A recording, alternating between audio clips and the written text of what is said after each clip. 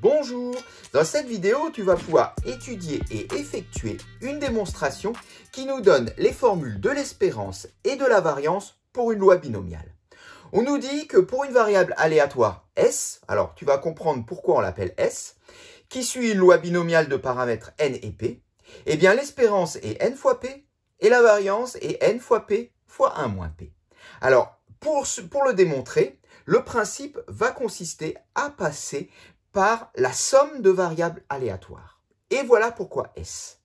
On a en effet une propriété qui nous dit que si on a un échantillon composé de n variables aléatoires x1, x2, donc jusqu'à xn, chacune d'elles suivant une loi de Bernoulli de paramètre p, eh bien dans ce cas, la variable aléatoire S, qui est égale à la somme de x1 plus x2, etc. jusqu'à xn, va suivre, elle, une loi binomiale de paramètres n et p. Alors c'est tout pile ce qu'il nous faut, et c'est pour cette raison qu'on va commencer par introduire un échantillon de taille n, formé donc de n variables aléatoires qui suivent chacune la même loi de Bernoulli de paramètres p. Et dans ce cas, si on pose que S, c'est la somme des xi, eh bien l'espérance de S, ça sera l'espérance de la somme des xi. Et pareil pour la variance. La variance de S, ça sera la variance donc de x1 plus x2 jusqu'à xn.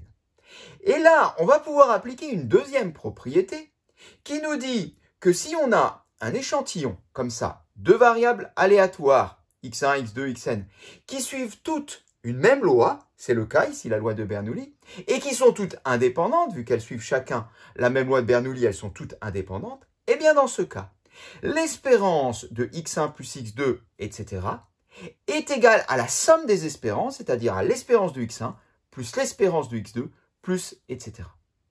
Et il en est de même pour la variance. La variance de la somme est égale à la somme des variances, donc on peut également casser en termes v de x1 plus v de x2, etc. jusqu'à v de xn. Eh bien, si on applique ça à notre démonstration, on va voir que ça va aller très vite. Parce que l'espérance et la variance d'une variable aléatoire qui suit une loi de Bernoulli, ça je connais. L'espérance, c'est p, et la variance, c'est p facteur de 1 moins p. Alors du coup, si je fais la somme des espérances, qu'est-ce qui va se passer? Eh bien, je vais faire p pour e de x1, plus p, plus e pour e de x2, plus etc.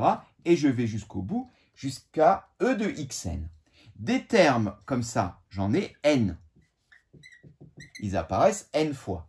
Eh bien, s'ils apparaissent n fois, cela veut dire que des p, j'en ai n fois, soit n fois p. Eh bien, je viens déjà de démontrer l'espérance.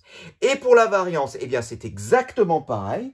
On a n termes p facteur de 1 moins p, puisqu'on se retrouve ici avec des variances pour des lois de Bernoulli à chaque fois. Donc, p facteur de 1 moins p plus p facteur de 1 moins p.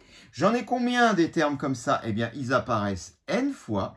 Eh bien, cela donne donc, j'ai un peu raté mon égal, qui est un peu trop bas. Ça me donne donc n facteur de p facteur de 1 moins p. Et bien voilà pour la variance. CQFD, l'espérance est égale à n fois p, la variance à n fois p fois 1 moins p. Cette séquence est terminée.